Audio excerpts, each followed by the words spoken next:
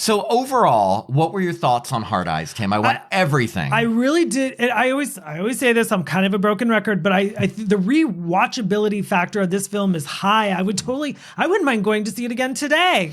I mean, I agree. I totally agree. I think that, look, like, there are my only issues with the movie were very minor, like little things like Steve Miner, like when, little things like the reveal or some of the ridiculousness. But all in all, it was just such a fun, smart, just well done film. Again, it's not your typical horror film where you're going to be scared and there's tons of suspense, but that's not what they were trying to make. They wanted to make a horror comedy that, combined a rom-com with a slasher. So it's literally like you're going to see a rom-com that just happens to have a killer involved. And I feel like they truly succeeded at that. It was a really good balance. Like, yeah. I mean, maybe just one scene, like just when they were talking, I was like, because he was being so unbelievably nice to her and she was just shutting him down left and right. And I was like, I can't really relate to shutting down someone that's ridiculously good looking. I can't. But what if they're an asshole?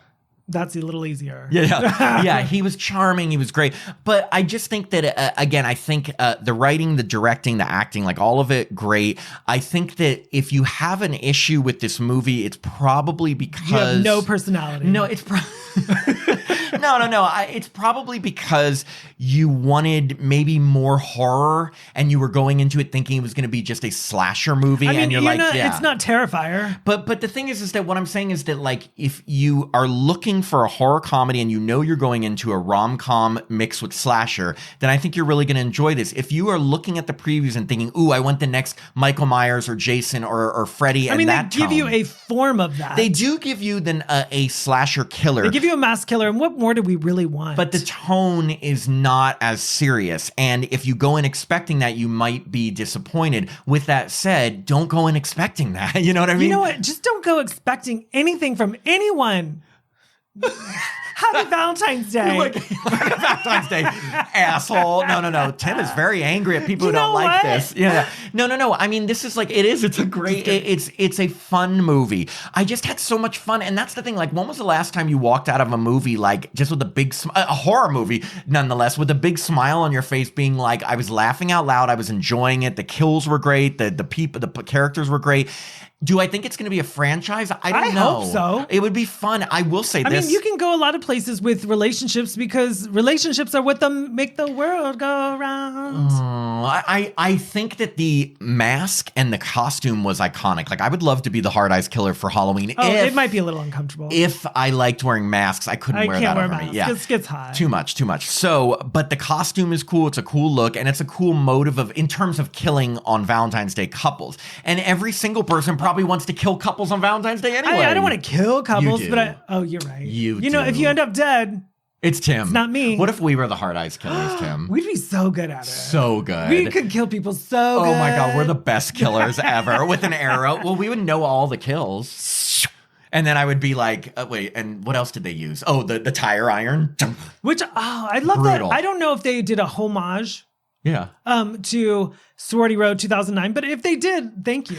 Remember, you're talking about people like Chris Landon and Michael Kennedy who know all these horror movies. I'm going to tell myself they did. Well, anything you think was an homage probably was, because these are they're also fans of the genre. Like, we know this. These are fans, so they've seen the movies we've seen, and they're going to put those things into them. And we saw purpose. him in the movie. Yes. Oh, Michael Kennedy and director Josh Rubin had cameos. Kennedy. I guess I didn't know what Josh Rubin looked like. So Michael Kennedy was at the jewelry company, sitting near Olivia Holt when she's getting just blasted. Advertising. He was wearing a cute sweater. She's getting blasted for the campaign. And then Josh Rubin was the guy who, in the drive-in, as the killer's going around killing people, he yells, "Someone call 911." That was the director. Oh, he did get a close-up. Yeah, he got like a close-up. And I think, here's the thing. If I was directing this movie or writing it, I'd want a cameo too. I wouldn't want a cameo. I'd be the whole movie, just like me. I was gonna say, like Tim would write a movie about Tim, starring Tim. Hey guys, I'm in a movie. And then I would just be like this for 2 hours. It'd be Tim. Supporting cast, Tim. Yeah.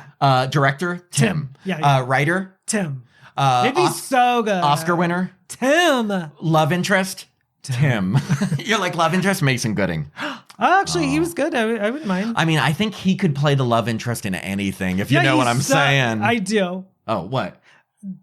that he's hot. Yeah. No. I thought there was such a likability of the two leads that I really I was going to be pissed if one of them suddenly got killed. I was worried. Don't do that to me. I didn't want them to be killed or to be the killer because I actually liked both of them and her friend. I loved her friend. I really wanted her friend to not be killed, and she wasn't, so she can be the sequel. Yeah, no, they really captured what they were going for. Yeah, exactly. Anyway, so that is Hard Eyes. Even though it's going to be out after Valentine's Day, this is the kind of movie you're going to enjoy any time of year, but I can see this being on Christmas Day? Maybe not. This is going to be like an annual Valentine's Day watch for us, right? I can see that with all the others. And, if you want to just go to a movie where you don't have to be worried that you're going to be clenched up and scared and just unless you're fun. Constipated. If you're constipated, you're clenching something else.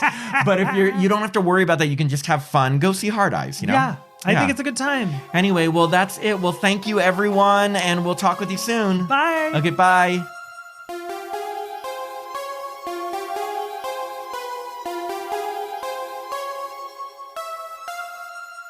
Thanks for listening to another episode of Happy Horror Time. If you'd like to support the podcast, please sign up to be a patron at www.patreon.com/happyhorrortime.